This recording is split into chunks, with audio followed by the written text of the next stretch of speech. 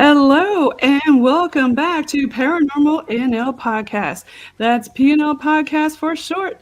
I'm your host and founder, Jen Noseworthy. Thank you for tuning in to UPRN, United Public Radio Network, 107.7 FM in New Orleans and 105.3 FM Gulf Coast. I've got a special guest from North Carolina for UPRN segment 17 with Paranormal NL Podcast waiting backstage, who I'll bring on shortly. Podcast is sponsored by the BOG team. It's a boots on the ground team doing paranormal investigations in Newfoundland and Labrador, Canada. Podcast believes in supporting people, places, and things internationally and doing paranormal networking and highlighting global paranormal people. Now, if you'd like to be a guest on the show or have a local historical or heritage building you'd like investigated, contact me, your host Jen, at paranormal.nl.podcast@gmail.com. Follow PNL Podcast and the BOG team on our Linktree Paranormal NL Podcast. Now, let's get on with the show. Tonight, I have on the line with me, I have Mr. Rob Shelsky. Welcome. Now, I don't hear your audio. Can you turn your mic on? Nope, you're still on mute. I'll put some music on while he's trying to figure out his mute. Yeah, turn your mute off.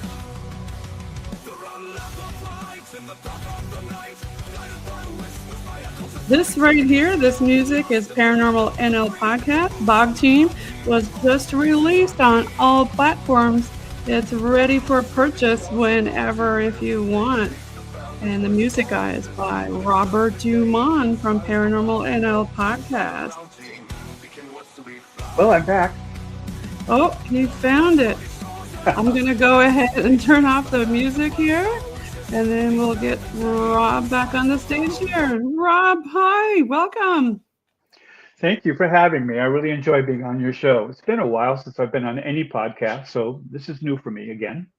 Well, we're really glad to have you here. I mean, you have a lot of books on the go. You've got about 79 books, and you've also got magazine articles, TV appearances.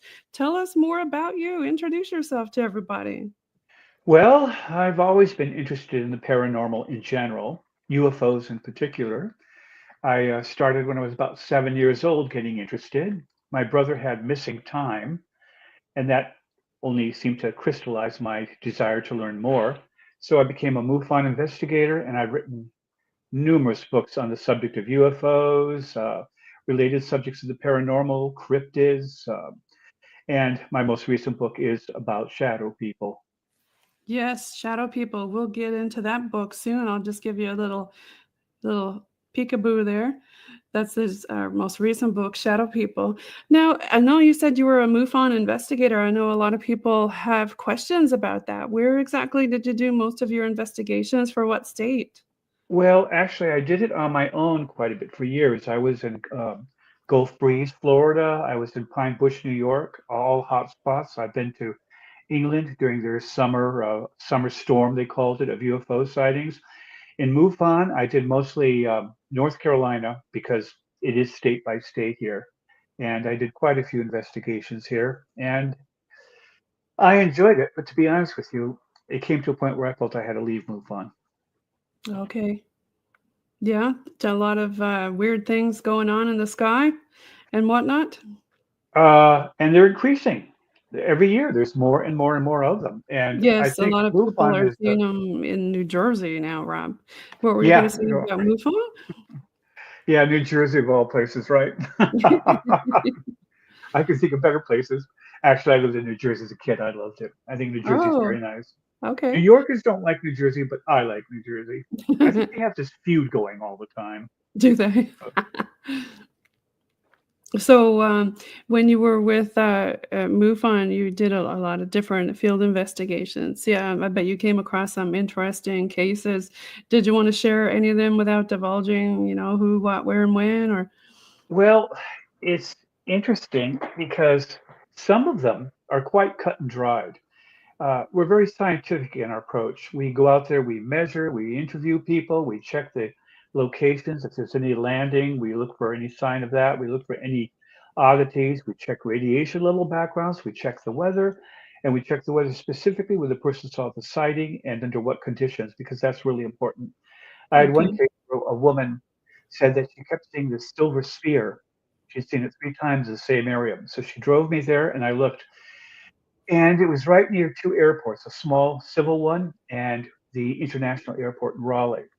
And it was cloudy weather. And I don't think she was lying about what she saw, but I think it could have been the nose cone of a jet peeking through the clouds as it made its turn to head north. Uh, Okay. she insists it wasn't, but we have to err on the side of caution. If there's any doubt whatsoever, we can't declare it as being one. We have to be really careful about that. We don't want false data. We want a lot of data, and that's kind of how we did it. But That's the yeah, thing about the scientific method. You got to rule everything out, right, when you do these investigations.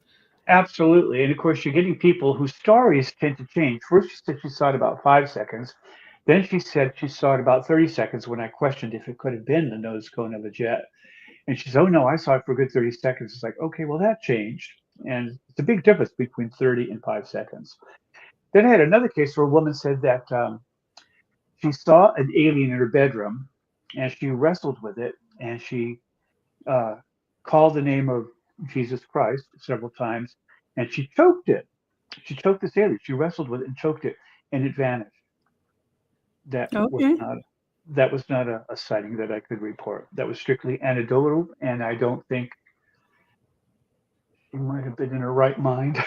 I don't know. Well, I that hate that to say comes that, but I mean, hand in it was the strangest one I've ever had to deal with. well, it comes hand in So, hand when you deal with the paranormal or anything Fortean or metaphysical or UFO. You got to rule everything out first, right? oh yes. So yeah. So tell us more about some of your magazine stuff that you did. I know back in the day you worked with a lot of different magazines. Oh yeah, I worked for Alien Skin magazine for 4 years almost, and I was the resident columnist, and I investigated lots of stuff. Brown Mountain Lights in Morganton, North Carolina. Uh, the I can't think of the name of them. Because with an M in Texas, there are also lights that you see in the distance. Like my mind's a blank right now. Yes, Martha, Lights in Texas. Martha, I think it's called Martha Lights, Mhm. Marfa.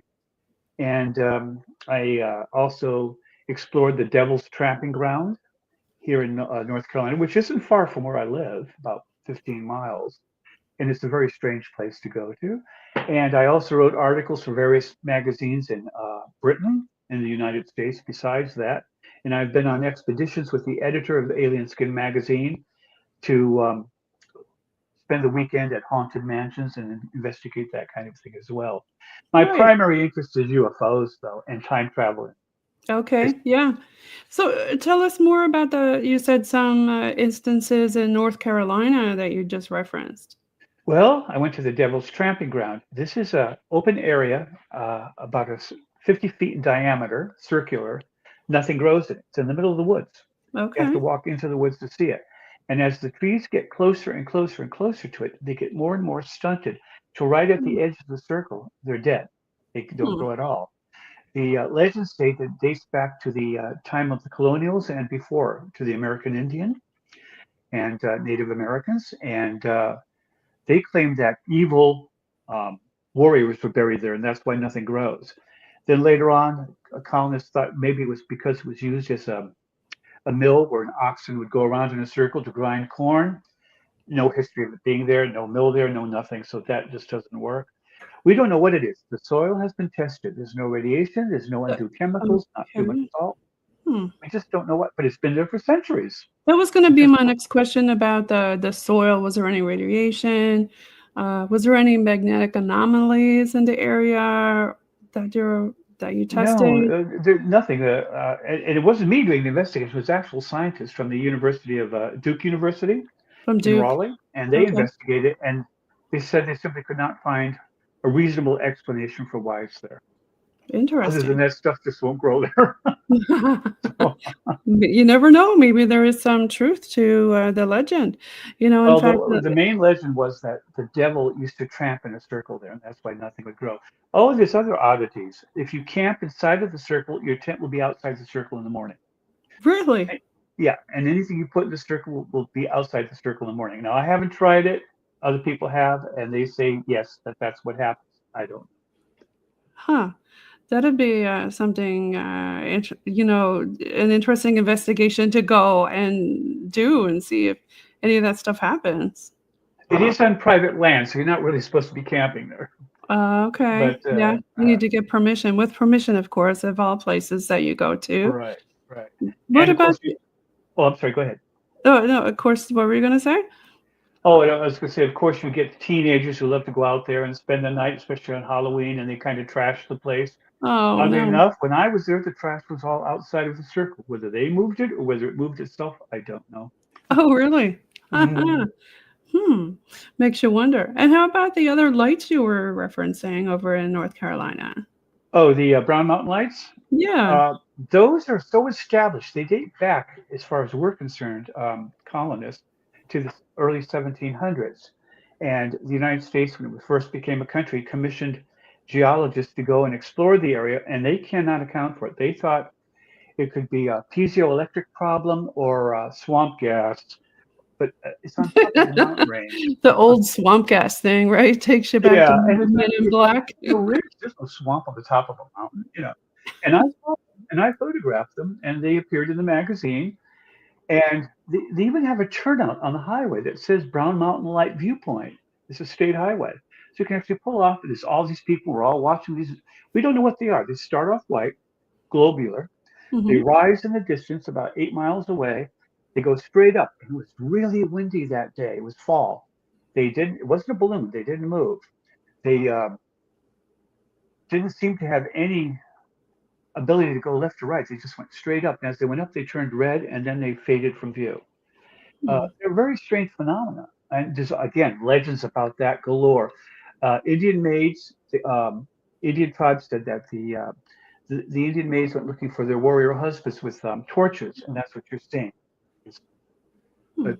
But this is how far back that dates. And by the way, there are lights just like it in Australia in the Dugong mountain range. Same thing.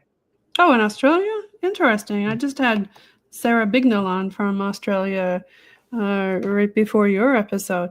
So interesting. Yeah. I'm wondering now, I thought in the back of my mind, I thought I may have seen a show or something where they talked about the lights being from headlights of cars. And when it's foggy, it, does strange things to the lights. Has that been one of the Uh, that's suggestions? that's the Marfa lights in Texas. Right. Unfortunately, the sightings of Marfa lights date way back before there was ever such a thing as an automobile. Okay. Before a road Okay. was even there, it dates Yeah. back to the very early 1800s when there were no cars and wouldn't be for another 70 years or so. So that Hmm. doesn't really explain it.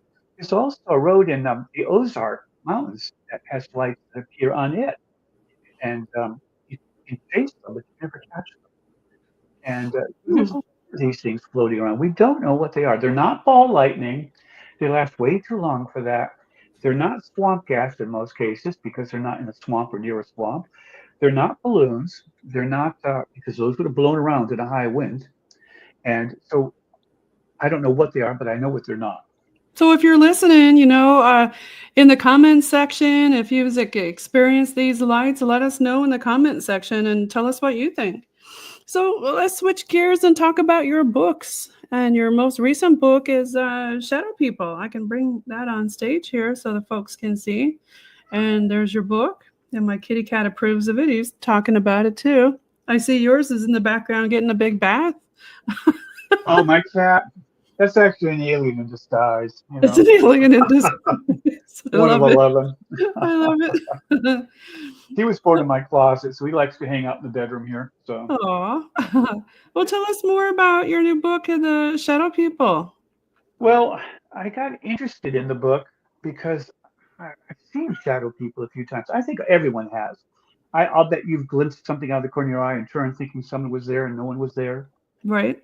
And sometimes it could be an animal, like a cat or a dog walking through the room. a branch Mhm. scraping against a window or a leaf blowing by or a bird flying. Most of the time, that's probably what it is. But sometimes it's not. And sometimes it's physical. And that's what really got me going into this. Shadow people do seem to exist. And I'm not sure what they are or where they're from, but I have some ideas about that. And I think that they exist in our world, have existed here because they appear in history way, way back. There are reports of shadow people throughout history. There are reports of creatures that are like shadows. We call them genies. They were called the jinn The in the gin, Middle East. right? Yes. Yes, and quite often they were considered to be shadowy. We have shadow people in our modern culture. The Hat Man is a good example. The I was Slender just Man gonna is ask another. you about them. Yeah, the Hat Man, Slender Man. I've had a lot of people talk about Hat Man all over the world. Well, he seems to exist in our subconscious, if nowhere else, because people report it, and people, even on certain drugs, uh, will also report seeing the Hat Man. In fact, the Hat Man is so common in urban mythology that I think it was the director, it might have been the producer of the movies, Freddy Krueger, drew his inspiration from the hat for the Freddy Krueger from the Hat Man. You notice Freddy Krueger wears that same hat, that broad brimmed hat, Yes, he and does. he appears in people's dreams and things. So yeah, Yes. 'Cause, I remember the movie back in the '80s, you were afraid to fall asleep because Freddy would come and get you. And, a lot of hmm people think, "Oh, The Exorcism was my scariest." No, but, Freddy really scared me when I was a kid. And I think a lot of other people, especially in our culture in Newfoundland and Labrador, we talk about this thing called a hag, which is and it's very Irish, our culture, so it kinda crosses over into Ireland. It's this, kind of, old witch, which we call the hag that the old hag, yes, and she yeah, exists actually in different forms throughout Europe. That's another sits one. on yeah, it's like a sleep paralysis type of thing that happens, and it's Yes. similar to Freddy Krueger, and like you said, it happens all over the world in different hmm cultures, they experience it. But now we're seeing even more thanks to the internet and YouTube. We get a lot of videos, and yes, there are some that are hoaxes. Yes, there are some that are fakes. Some that you can't tell what the heck you're looking at, but there are others that are quite clear. One of them that really got me was when I saw a video. It was a Hispanic family, I believe it was in Mexico, sitting on their front porch. In front of them was a dirt road. Now they're sitting there and they're just talking and chatting, and there's one man on the far left of the porch. The rest are more to his right. He's looking straight out. Someone's filming it from across the road, looking at him. A car goes zooming by. You hear it, you see it, it raises dust. And right after the car went by, something else went by. It looked like it could have been a motorcycle, but you couldn't really see it. It was more of a blur, but it was about the size of a motorcycle, and it raced down the road, no sound. Now, it was just a flash. It just went by in about 2 seconds or less. No one on the porch seemed to notice it except the man on the far left, or depending on how you look at it, far right. But he got up, walked down the road, and looked down the road to try and see what the heck it was he saw. So that's one instance. There's another instance where a nanny cam caught a shadow Well, coming up. Rob, I've gotta talk about that first instance you mentioned.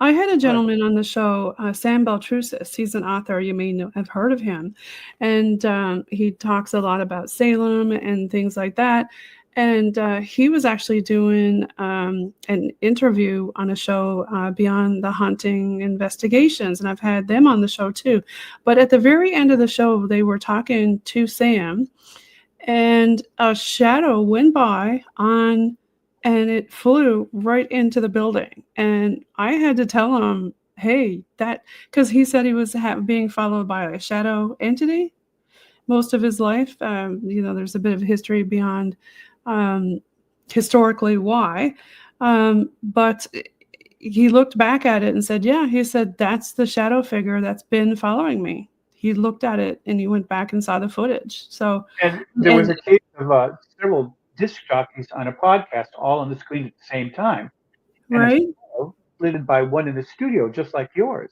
quite clearly.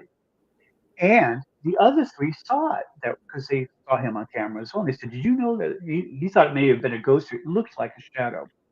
No accounting for it. never didn't show again. But this goes on and on, over and over and over. Well, This Tommy Cullen, do you know him on podcast? He recently had wasn't a shadow figure, it was like an orb like flashed right in front of him while he was interviewing somebody, and I've done some, I guess, live ghost hunts on air, and it kept telling me, I'm behind you. Like, I didn't see anything. I don't know if any of the listeners did, but if you see anything behind us while we're talking in the comments, let us know.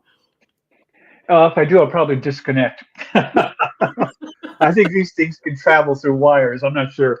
They don't seem to be substantial, and yet they also seem substantial. I don't know if there's more than one kind. If something is involved with cloaking devices, like maybe that motorcycle, whatever it was, or Could if it's be. interdimensional beings, or both. If that's the problem, we don't know what these things Well, let's go to what you just said about traveling through wires. Um, I talk with a lot of mediums and other people, and they say yes, that they can travel through things. So they always say to, protect yourself while you're talking and doing investigations and things like that. So, in honor, I guess, of the mediums listening or watching, here's some sage, and I'll sage the mic and whatnot, and say a few Hail Marys for you, and there you go. are. Are you Catholic? No. But you say Hail Marys? And you No. port in a storm, right? Lord's Prayer. There you go. Yeah, the Lord's Prayer. There you go. Yeah. But no, it seems to be pervasive. It seems to be they've been around a long, long time. And we don't know what they are. And again, they seem to be insubstantial most of the time, but they do seem to be able to interact physically at times with people. The case of the nanny cam in the child's bedroom, this black shadow, and it actually had eyes, like red glowing eyes, lifted up, and you can watch it on YouTube, lifts up at the bottom of the crib, and a black shadowy hand comes into the crib, almost touches the baby, and then whoever's watching it makes a yell because it's two-way, and the thing disappears. Now, but they wouldn't have their baby in that room alone after that. Whatever that was, and it looked real. It's pretty scary. I mean, and you see it a lot in children's rooms. Children see it. Uh, Animals seem to see it. There was a Yes. case. Mm-hmm. Oh, I'm sorry. Go ahead. Oh, well, I wanted to know, did your cats ever experience seeing things like that? I think my cats are crazy. I don't know. They're always staring up at the ceiling or one part of the wall. I look around. There's no bug. There's no nothing there, and it gives me the creeps. It's like, stop that.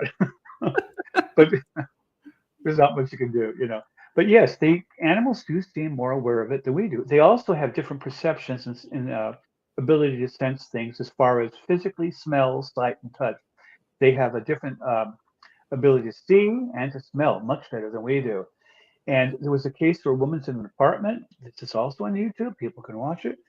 Her dog starts barking, runs from her lap to the hallway, and starts barking down the end of the hallway. She gets up to look, and this shadow figure leans out from the kitchen, which is at the end of the hallway on the left, and looks at her. And she screams, and it darts back. She thinks someone's invaded her house. So she, with the dog, runs to the kitchen, looks in. It's a galley kitchen, dead end. Nothing in it. She looked all over it. Nothing. But there clearly was something on camera. And it scared the heck out of her. I remember, I think I may have watched that, and it was really scary. Yeah. There was something that definitely there. You could see it. And quite, Oftentimes, they tell us when we're investigating, we like the dark. So, when you have the lights on, you won't necessarily see a shadow person, but when you do, go dark, and often, if the place is haunted, it's haunted, right? You're gonna see and experience stuff, in broad daylight, whatever. But in the evening, I mean, or when you black it out, you are gonna see the shadows easier. They're blacker than black. they're like black on black, aren't they? Yes. So quite often though they will have glowing eyes, either amber or red, like the Hat Man uh, supposedly does. But also, I don't think. In the comment section for the people listening, if you've experienced Hat Man or shadow people, let us know. Tell us what you think. What did you experience? A lot of people, like he said, you see the red eyes. They've got the different hat. different variations, like you said, of the hat, but it's definitely Hat Man. And what about Slender Man? You made mention to him. Slender Man is supposedly an urban internet myth. He was That's tall, slender, and he would appear supposedly to kids, but it was strictly an internet thing. But two kids killed a third one to appease the Slender Man. So whether or not we think these people are real, whether or not they are real, they're having an impact on our society, and it seems to be a negative one. Therefore, for that reason at all, alone, it should be investigated. And it's not really being investigated very much. And that bothers me because if something can cause people to commit murder, like children, killing another child to appease a slender man, then isn't it important enough to research this a little and see if there's anything to it? Yeah, I heard that too, that it was a big internet sensation. And then for the people listening, if you do or are experiencing anything like that, comment and let us know. And, maybe Rob or one of us can reach out to you or send you to somebody who can help you figure out what's going on. The I think the shadow men are not nice people. Now there may be more than one kind. I don't think they're ghosts. I don't think that they're haunting. Um, in the sense that a ghost can haunt. I'm not saying there aren't ghosts because I think there's evidence for that too.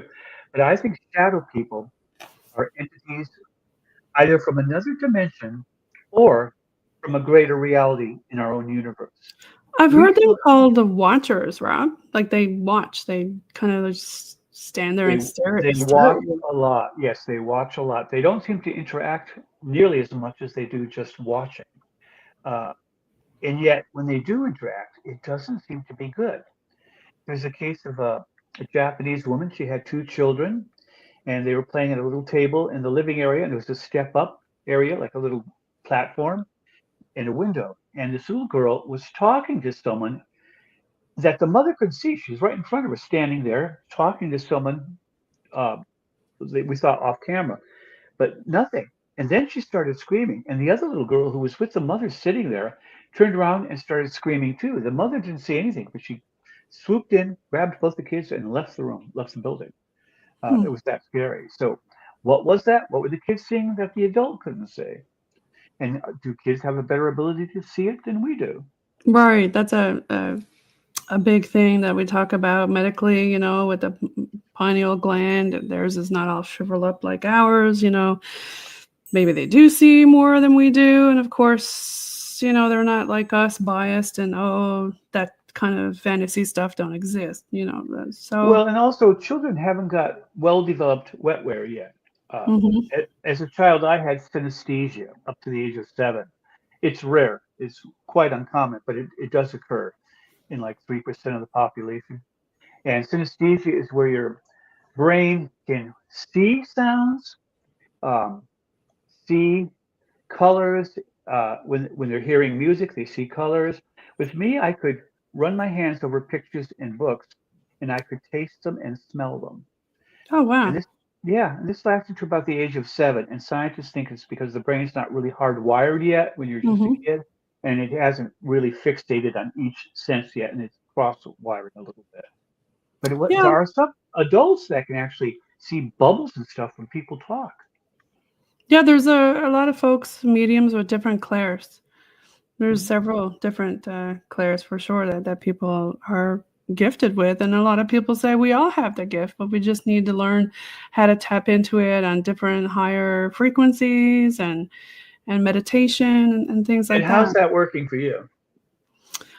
With meditation and things like that, some people do the whole CE5 and all that kind of stuff, but I think there is something to when it talks about infrasound and sound, because, for example, like say you throw some salt on something and you put the music on, it does have different shapes with different sounds, and it's a known fact that different sounds affect animals and humans in different ways. Oh yes, frequencies. Yes, you're quite right about that. Yeah, it is definitely a thing. But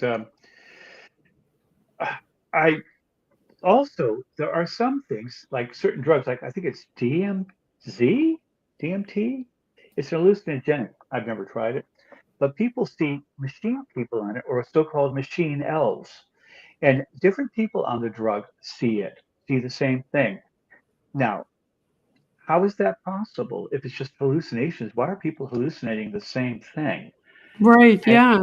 Yeah. That talks about. I had somebody on the show talking about those type of experiments where they did use that with the government experiments on different people with hallucinogenics. And you're right, they did have a lot of the same things that they seen. yeah, and it's interesting because it's a bit MK like, Ultra. yeah, and how is it they can actually experience the same thing when it should be random hallucinations?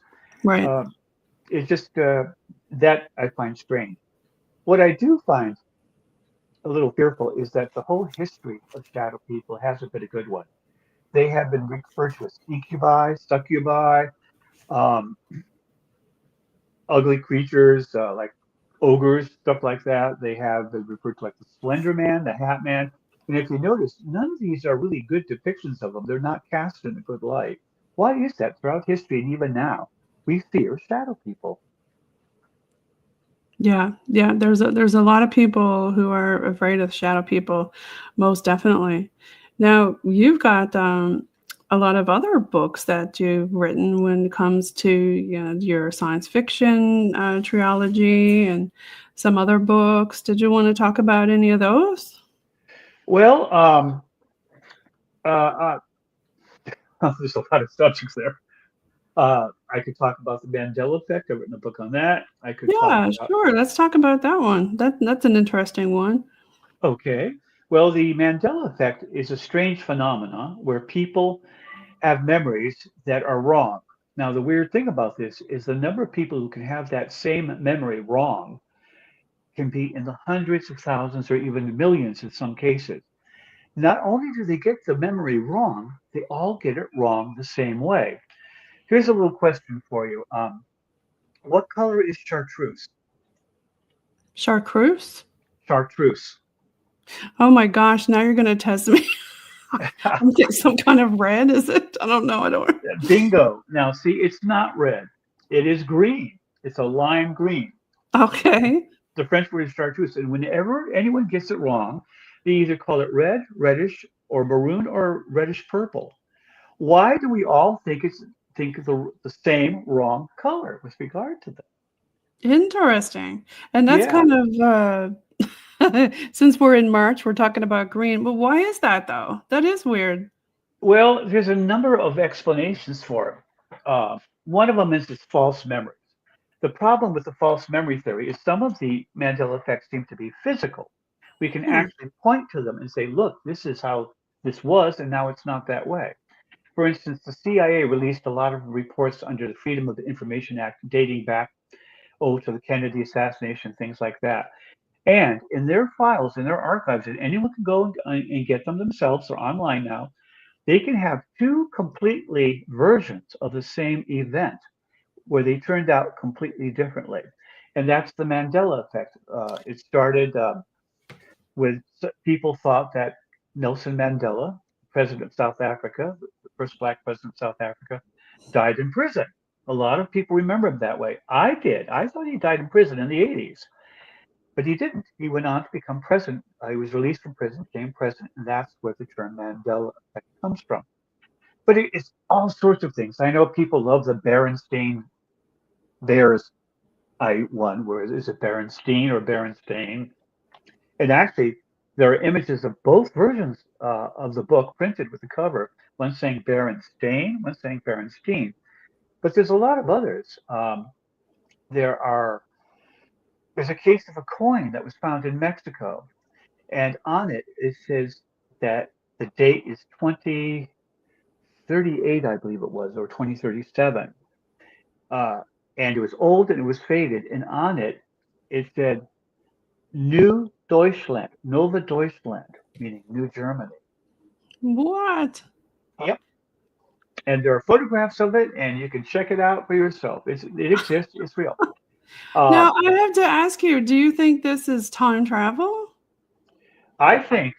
Something's caused by messing. that? Something I, caused the ripple in time, and there's two different now parallel times? I think that it all seemed to start. I believe her name was. I'm trying to remember Edith Fromm or Edith Broom. It's been a long time since I wrote the book, but she started this right around 2013 is when it first became called the Mandela Effect. Well, quantum computers, the very first one, came online in around 2010 to 2011.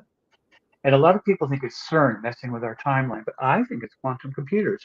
The new Willow chip by Google, the actual manufacturer of it, Google itself, one of the major CEOs of the company, said that it accesses parallel universes to do the computations, that it would have taken 7 septillion years, something like that, to The do normally. computer accesses parallel universes. It said that. Oh, yeah, quantum computers. And also Hmm. a Canadian company that's building quantum computers said the same thing. They did Hmm. a seminar online. You can watch it. Just type in quantum computer changing reality. So you'd mentioned CERN. That's that's messing with atoms, and uh, we're doing all kinds of weird stuff with that. What do you think about that? I think they're cutting edge. I think they're finding out a lot of information. They just discovered another new particle. I don't know how many we have now, enough to go around apparently. And are they changing reality? Theoretically, I suppose it's possible, but I don't think so. I think it's quantum computing that's causing it. I think when you access other timelines, it causes them to merge and separate. Uh, are you aware that maps differ from different periods in history, showing land that's there and then not there in later maps? Are And you referring to the map that shows like more of the Arctic and versus what we have now, or something like that, with the uh, actual well, landmass there? well, you can actually anyone can watch it in the movie Dazed and Confused. There's two kids in a classroom, cheaply made movie, good movie by the way, and it was I think done in the early '90s.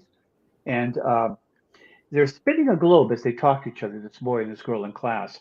And as they're spinning the globe, they're spinning it slowly. Australia comes into view, and next to it, on the left side of Australia, is a large landmass that looks about a fifth the size of Australia. That's on a globe in a school globe.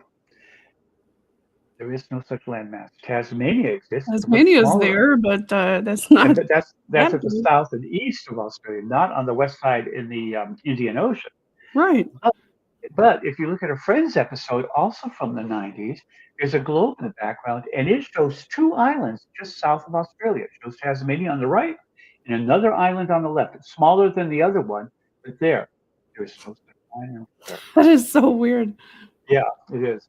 And there was a landmass off the coast of Ireland in the Atlantic called High Brazil. A movie was even made about it in which they show High Brazil. They actually discover it.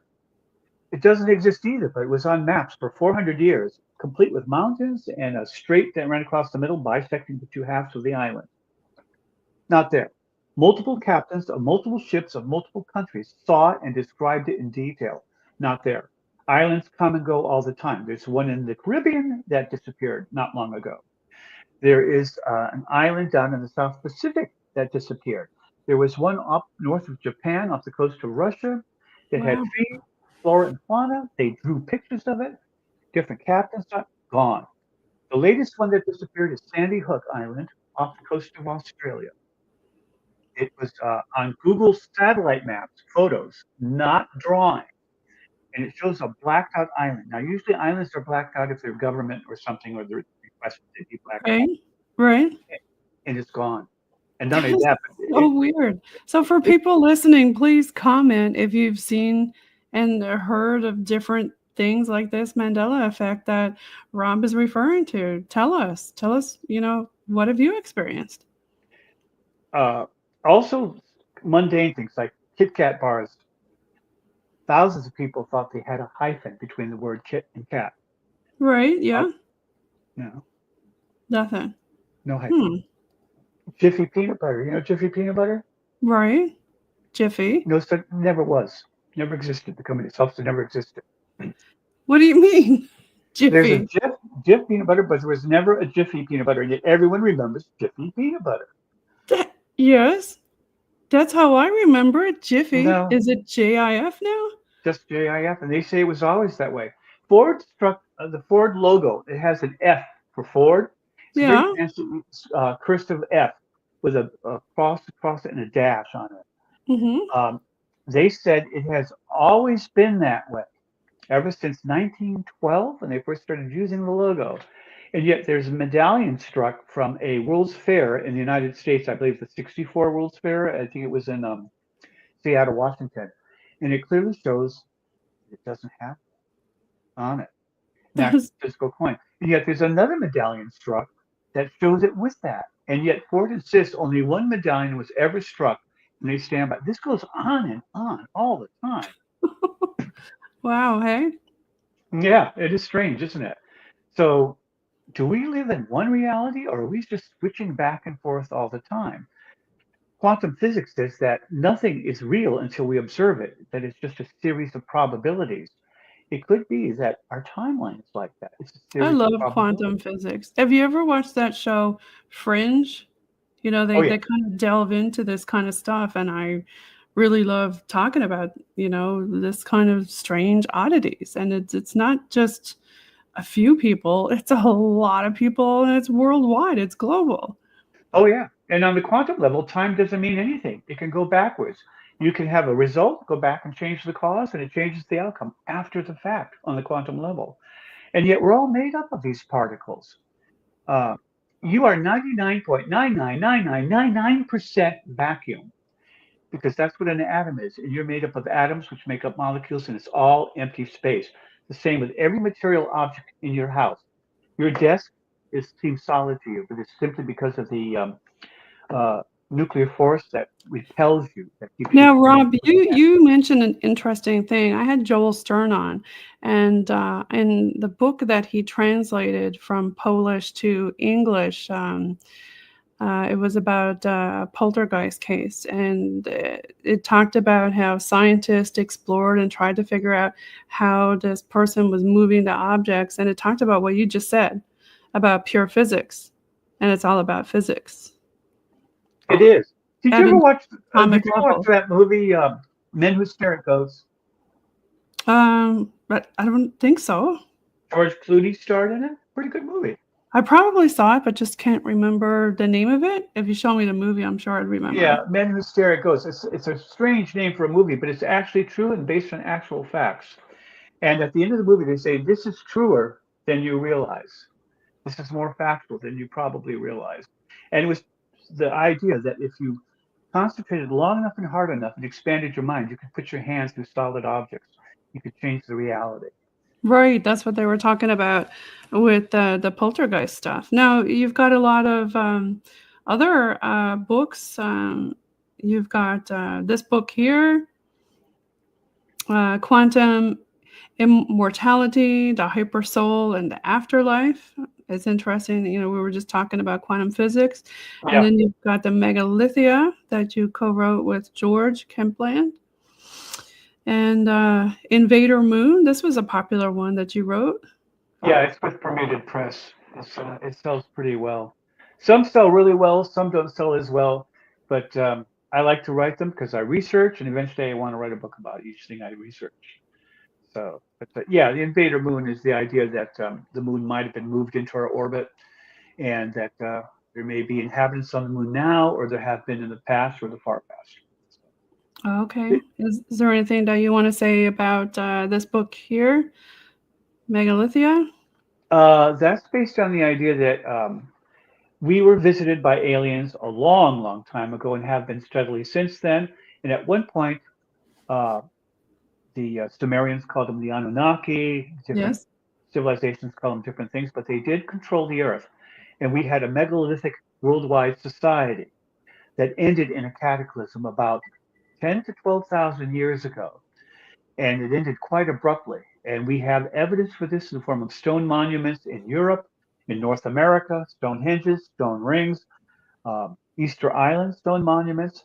And what I think happened was that they controlled different sections of the earth, different factions of them. That's according to the Hindu and the Vedic texts. They say that there was more than one species on earth and that they were in control. And they also talk about a great rebellion by humans and a war in interstellar space. And they even talk about the Manas flying vehicles that could make it to the moon and back during this war. And we think of all that as just legends. Oh, yeah, that's Eastern legends. Well, they don't think it's legends. They think it's their history.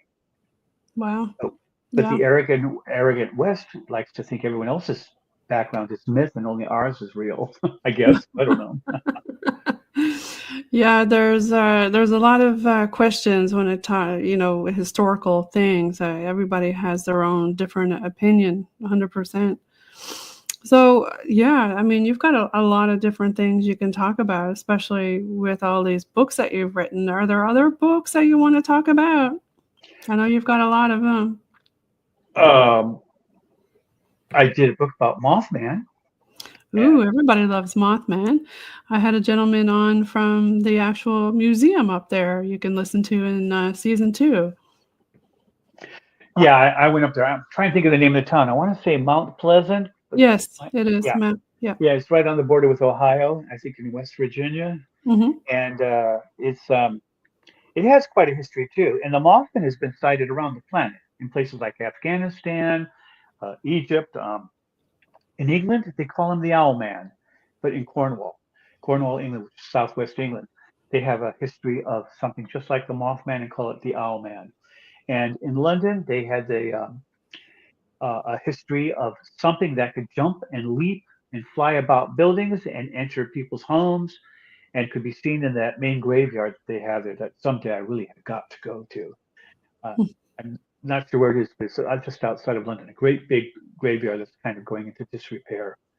Lots of monuments. Good place to go explore. Yeah, the Mothman, that was a good movie for sure, and it was very interesting in what happened. And if anybody listening in the comments, you can talk about if you've seen any strange Mothman happenings or experiences.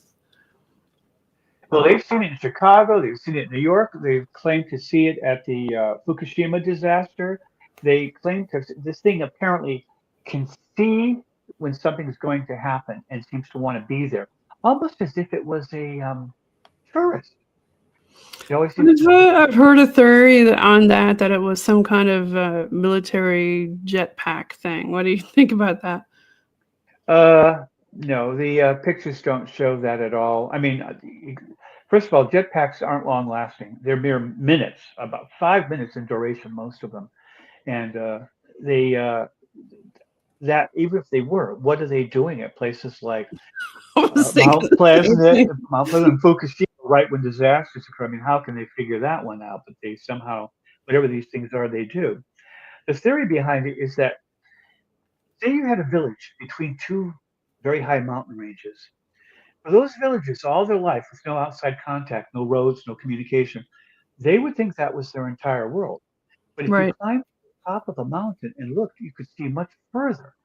And they're thinking that that's how Mothman is, that his sense of time is not like ours, that he can see up forward in time at least. I don't know if he can see backwards, but he can see forward. We just can't perceive it from his perspective. So, if that's the case, then these things are harbingers of doom. Yeah, it makes you wonder, what is happening? Now, let's see. We've talked about UFOs. We talked about all kinds of things. We haven't talked about cryptids much. Do you have anything that you'd like to talk about cryptids? There are a lot of cryptids. There's even, I think they call him Celery Man. He looks like a Celery celery man? stalk. Yep, What? dog. Oh, Dog. tell me Oh, about yeah. this. Celery man. Well, people see this thing that looks like a giant stalk of celery, but has arms and legs and walks around. Then there's the dog man. There's Well, that I've uh, heard of, but tell me more about the celery man. well, there isn't a lot more to learn other than the fact that some people have seen him, but no one's taken a good picture of him yet. Although there was Okay. one kind of fuzzy one. I just wish they could take clear pictures. Don't you? Just like of UFOs and things. Although of UFOs, we're getting good pictures now. UFOs exist. Even the federal government has stated that. The American government. There's no doubt. They And have. we don't know where they're from or what they are or why they're here. But do they exist? According to the federal government, they do. But they're not a threat. How do they know that when they don't know what the heck they are? How do you say that's not a threat? You see the strange thing floating in the sky in a commercial airlane or over a military base. Oh, it's not a threat. Well, what is it then? They look Maybe like they know giant. something that we don't. Maybe they've already met them and they are peaceful. But then, of course, most humans, how do they react? Fear. And what do? Violence. Try to kill it. Don't try to talk to it. Well, You yes know? and no. UFOs, I think, are dangerous. I researched it intensively, and I can cite numerous cases where people were injured, property was damaged, and people killed. And I'm not talking one or two people here. I'm talking hundreds of people in the Now, Soviet folks, Union. listen up. Rob was a field investigator with MUFON, so he knows what he's talking about. Keep talking, Rob. Right. And I don't see that they've done anything good for us. I mean, a lot of people think, oh, there are space brothers, and then they said, well, and then I come up with all this about the damage they've done, the deaths they've done, the injuries they've done, the people who've died, and people have been badly radiation burned and stuff, and they say, oh, well, that's not the same aliens, that's other aliens. Okay. I said, well, why aren't the good aliens stopping them? And their answer is, well, they believe that we should be allowed to progress in our own way without interference from them. So it's a hands off policy. I said, but it's not hands off for the bad aliens, apparently. So why aren't they trying to keep them from bothering us? So our space brothers don't seem to be doing a lot to help us. But Hmm. but the injuries, the deaths, and the property damage extends everywhere. People disappear. Did you know that about 60,000 people disappear in America every year? And it's not due to kidnapping. It's not due to trying to start a new life, the new identity. It's not due to murder. These are, according to the FBI, that they are doing this. And every year, 60,000 people disappearing. In Australia, one year, there's a total of 28,000 people who disappeared. In the Bennington, sorry, not the Bennington, but the Alaska Triangle, in Alaska, up to 7% of the Alaskan population has disappeared over a 15-year period, never to be heard from again, That's ever. a lot of people. That's a lot of people. Yeah. So are people being abducted that aren't being returned? Now, of course, you're going to have the naysayers saying, oh, it's just serial killers and, people doing weird stuff. But hey, Well, these are FBI statistics, and they are precluding all those possibilities. yep. Those they say are accounted for, and also it's in Australia, which has only a population what 28 million or so or less. Uh, Canada doesn't have a large population, yet they have a lot of people disappearing, and the bodies are never found, and neither is their equipment. In a lot of cases, not all, but in a lot of cases, they don't find anything, nothing, no bones, no clothes, no shoes, no backpacks, nothing. So, how do we account for that? Where do And they what's go? going on? Yeah. Yeah, And there where do are they go? cases, And of that MUFON has investigated of those people who went up and came back and, abductees. I've talked to a lot of different abductees, and their stories are very compelling. they are compelling. My brother had missing time. He and a friend went camping in the desert. They saw bright objects zoom across the sky. They thought it might have been a meteor. They thought it landed not too far away, so they decided to walk out and see if they could find it. My brother wasn't the brightest. You don't do that late at night in the desert, but he did, and so did his friend. The next thing they remember is they're breaking camp in the morning and waiting for their friend's father to come pick them up. They never talked about it for 20 years. Then one day in the shower, my brother had a piece of something come out of his elbow. It looked like gray plastic, but it wasn't. It was more like ceramic. And suddenly his memory came back and he remembered that incident, which he had forgotten about all that time in Southern So he had California. an implant in his elbow? A small piece of something which he Wow. threw away. He didn't think. He just thought maybe he'd gotten it from a scrape when he was riding his motorcycle and it tipped over or something. He didn't think anything of it. To But the he really people listening, if you're an abductee or if you've seen a UFO, chime in the comments. and so anyway, he called his friend who still lived in San Diego at the time. He lived in Vegas by then, my brother. And he said, "Do you remember that episode?" The guy goes, "Well, I do now. I didn't remember it till you just mentioned it." And he said, "Do you remember us going to look for it?" He goes, "Yeah." He goes, "Do you remember us finding anything or coming back to camp or going to bed?" He goes, "No." He goes, "What's the next thing you remember?" He goes, "Breaking up camp in the morning. My father coming to pick us up." So my Wow. brother doesn't claim abduction, but they do have missing time they can't account for. Interesting. Have you talked to him more about it, or have you gone to investigate the place where it happened? Well, his friend, who is married with children, as was my brother, decided to sell his house in San Diego and move to Vegas to be close to my brother so they could explore it more thoroughly. And they did check out Area 51, Nellis Air Force Base, and all these places, and they did get some very interesting video that I can't account for. And but I believe my brother. And I asked him one day. I said, Mike, if you were dying and you had the chance to know the truth about this, would you want to know? And he said, it depends. And I said, on what? He says, it depends if the answer was good or bad. Okay. Yeah. Yeah. Yeah. People don't want to get, regressed and try to remember stuff. It is very traumatic for people Well, who. he never had hypnosis because I talked him out of it. Hypnosis is very leading, unless you're with a really qualified professional. And even then, it can be iffy. It can give you false memories, which you then remember as being real memories. So, to me, once you see a hypnotist, especially if it's not a dyed-in-the-wool professional, psychiatric type of hypnotist, your results are probably not verifiable and may be tainted. I'm very scientifically minded that way. I want to kick the tires of a UFO, if you know what I mean. Uh, so I'm not really into the ghost exploring, although I've done some of that. But Mhm. I want to be able to do stuff that I can prove. Right.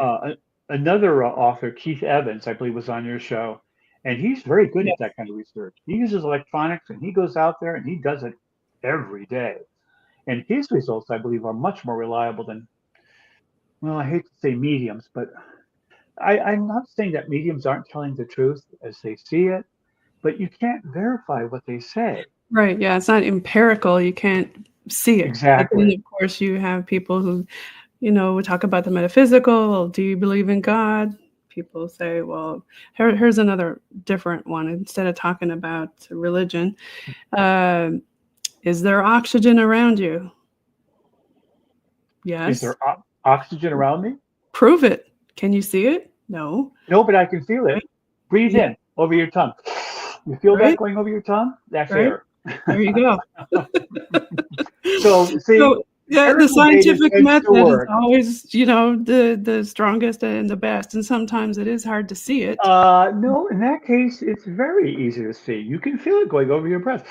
Try not breathing for a while and see what happens to you.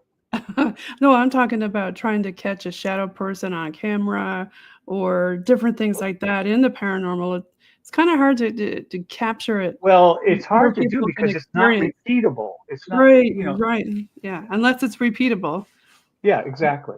And in order for me to scientifically investigate something, I have to be able to find data, objective evidence to support it. There's absolutely no, but I'm pretty wide open on that. I use recorded history of different cultures. I use um, archaeology. I use, and we never did even talk about UPARs with the Mandela Effect, but they exist. I check what scientists say. I research uh, directly myself. Um, I usually have to have at least three reliable sources before I'll write about something because 100%. because a medium might be able to describe the afterlife, but then another one describes it totally differently, and Yeah. another one different from that. So, like, which one do I believe? Right. Which one do you pick? Well, we're coming Yeah. up on just about we're on the 58-minute mark here. So, for the people listening, and Rob, do you want to give a shout out to your fans on where people can find you and your books? Oh, sure. They can get me at robshelsky.blogspot.com. That's my website. Or the easiest way is just Google my name. Lots of stuff comes up. Or go to Amazon, and you can find all my books there. Barnes and Noble, Permuted Press, different publishing houses. Again, just Google me. It's easier. And we'll put your blog up in your bio. And I do believe I've got your blog up here on the ticker that you can follow him there and find his books. And do you want to say anything to your fans? I just appreciate you reading my books. I write them to share mostly what I've learned and to get input from other people. And I appreciate comments and any response people want to give me. It helps me to All right. further my. So, folks, you're listening in on United Public Radio Network, UPRN, on 107.7 FM New Orleans and 105.3 FM Gulf Coast. And thanks again for being on the show, Rob. We really appreciate having you on today. And thank you to all the Paranormal NL podcast fans. If you want to reach out and you want to be on an episode, you can email us at paranormal.nl.podcast@gmail.com. I'll leave you with the most recent Bog song. Enjoy.